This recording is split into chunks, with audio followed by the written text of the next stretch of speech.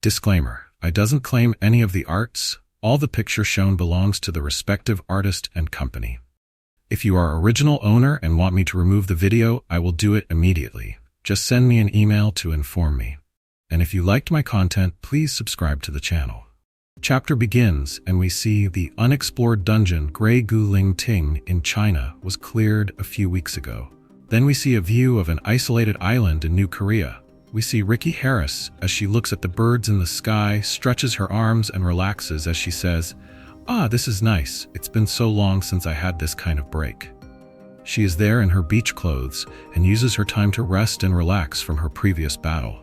Then we see Kim sitting in front of her, and with an annoyed expression, he crosses his arms and says, "I was the one who invited you, but we're not here for fun." Therefore, Ricky replies to him, "So what? I've been insanely busy for a while, you know? We should enjoy it while we can." Hearing her words, Kim looks at her and thinks to himself, Ricky Harris, as an investigator for the World Player Association, testified about the illegal monsterization experiments that took place there. But John Long, the main culprit, is missing. Due to the final dungeon break, most of the evidence was destroyed, making it difficult to prove claims. On top of that, couldn't even save the people who were experimented on. He must be feeling empty too. But compared to my past life, things turned out well. Originally, he got caught up in Zhang Long's plan, Ricky Harris went missing, and the initial suppression of venom also failed. Soon, an unknown disease spread, causing suffering worldwide. I was looking for Ricky to break the skill seal, but this is an unexpected success. With that, Kim smiles and picks up the cup in front of him, saying, "All right, then just until today." But suddenly, a familiar voice interrupts Kim. "See, I knew this would happen. When you suddenly left with Ricky, I wondered what you were up to. Isn't this totally a date?" Then we see that the person is none other than Yu Young herself, and it seems that somehow she found Kim's location. She is in a pink beach bikini with a swimming ring. Seeing Yu Young there too, Ricky laughs and says, "Oops, are you mad, Young?" And Kim Taehyun says, "It's not like that. I never even invited Yu Young in the first place, so why did you come here?" Therefore, Yu Young replies, "Ha, of course, it's surveillance. I mean, because the facility you're using belongs to us." Hearing Yu Young's words, Kim answers with a confused face, "I already paid the rental fee generously, though." Kim's answer makes Yu Young mad, and she says, "You think just paying money is enough? How do I know what you're planning to do there?" Seeing Yu Young and Kim's argument, Ricky gets bored and tries to change the mood, saying, "You're quite the popular guy. I shouldn't take up too much of your time. Should we move on to the request?" Therefore, the scene changes to a secret facility. And there Yu Young explains, "According to the alchemist's appraisal, it's a barrier strong enough to withstand even an SS rank monster's power. It's far from the city, so it's the perfect place for something big. Actually, it's barely been used until now. So why did you rent this place?" With that, Kim thinks to himself, "The skill seal is already broken, but that's not enough. That guy who looks like me could appear anytime, anywhere, and try to interfere or take over my body again. I refuse to take that risk anymore. Before the bigger battles ahead, I'll make him submit here." Then Kim turns to Ricky and Yu Young and says to them, "I might lose control." Hearing him, Yu Young gives Kim a confused look and says, "What? Lose control? Are you talking about a skill going berserk?" Therefore, as Ricky looks at Kim with a wondered face, Kim answers Yu Young, "Similar, but a little different. I might lose my sanity. Since you came all the way here, I have a favor to ask of Yu Young as well. If something goes wrong, you two work together to stop me." Hearing Kim's words, Yu Young gets more confused and says, "Seriously, I really can't figure out what Taehyun is thinking. Ricky, you know something, don't you?" Then Ricky replies with a smile, "Who knows? Maybe yes, maybe no." But then, as Ricky plays with her hair, she thinks to herself, "Back then, when I used the canceller in the lab, I saw Kim Taehyun's skill. Among them, the most unnatural one. Was it the power of the Grand Void? Maybe I can get some useful information." Then Kim moves away from Ricky and Yu Young a little, reaches into his pocket, takes out his cell phone, and as he activates his skill, he says, "Then, shall we begin? Now that I think about it, this is my first time trying this method." Then we see as Kim looks at his phone, he looks at himself covered in a red aura. He puts his hands on his head and uses his complete hypnosis on himself, Therefore, he gets hypnotized by himself as his phone drops out of his hand. Because of Kim's complete hypnosis, he goes into his mind realm where his doppelganger lives. Therefore, Kim looks around and sees that he is on top of a sea of blood and says, "It seems like this was the right answer."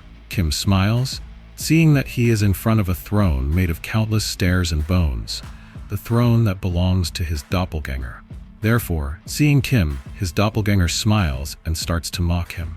"Oh, you've started using your brain, huh? I didn't expect you to come over here yourself." After hearing his words, Kim gives him a smile and says, "Shouldn't I at least get a look at the face of the guy living in my body? You look exactly like me. Might as well be my doppelganger." "What are you, really?" With that, Kim's doppelganger leans forward a little and says, "Do I have any obligation to tell you that?" Hearing that, Kim notices that that person is not going to answer his questions properly, so Kim needs to force him to. Therefore, Kim says to him, "Fine, I expected you to be uncooperative anyway, but I can't just leave a ticking time bomb alone. I have no intention of ignoring it. Hey, get out of my body." Hearing Kim's words, that man smiles.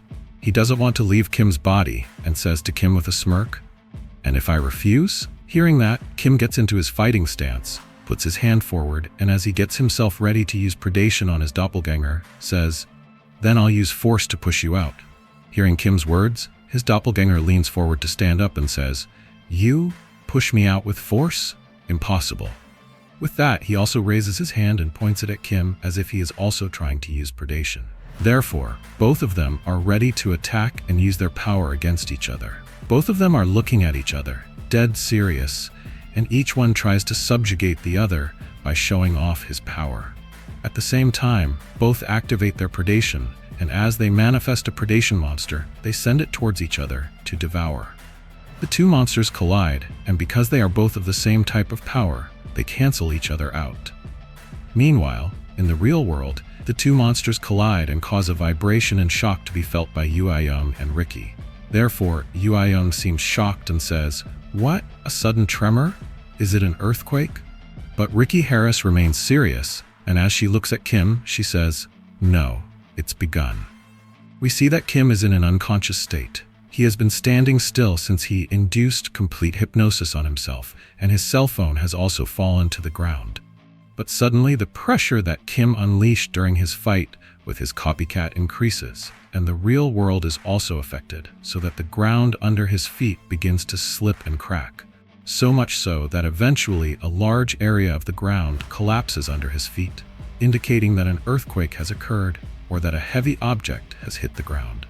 Seeing that scene shocks both Young and Ricky, and as Ricky activates her power to be ready when it's needed, she says, "Young, get ready, this won't be easy." Then the scene changes to Kim's mental world. Their throne is shaking because of their fight. Even the sea of blood that covers the area is overwhelmed by their fight. Therefore, we see both Kim and his doppelganger in an intense battle. Both of them are covered in a predation aura. They are using the same skill, and because of that, they cannot defeat each other. But neither of them backs down, and while both of them activate their predation skills again, they rush towards each other, this time attacking each other with their monsters, with punches and kicks. At the same time, their blows collide with each other. While both of their attacks neutralize each other, Kim thinks to himself, "As expected, this guy knows how to control Devour. If two Devour abilities collide, there won't be a clear result. Then I must use my other skills." In that moment, we see that Kim's doppelganger looks at him with his menacing-looking red eyes, and it seems that he knows what Kim is thinking and says to him, "I can see what you're thinking. The king's power alone isn't enough, so you want to use your own skills to decide the battle?" With their powers impacting and sending them back, they try to regain their stance. Therefore, Kim's doppelganger puts his hand forward, and as he smiles menacingly, says to Kim, "But even that is not yours alone." Hearing his words, Kim is shocked, and his eyes widen. He doesn't know what he is talking about and says, "What do you mean?" By hearing Kim's words, his doppelganger smiles menacingly as he notices that Kim didn't know that he can also use all the skills that Kim has stored in his arsenal. With that, Kim's doppelganger activates the monarch's aura. A giant sword drops from the sky as Kim looks at it with shock. Kim's eyes are wide in surprise. He didn't know that his doppelganger could do that too. As that giant sword lands, two armored hands grab it, indicating that a giant king knight has been manifested. And with that, this chapter ends. Thank you for watching this video until the end. Support this channel by liking this video and subscribing the channel. And if you want me to recap another manhwa or manga, write its name on comment section. And if you want to know what happened in previous chapter, you can watch them in this YouTube channel.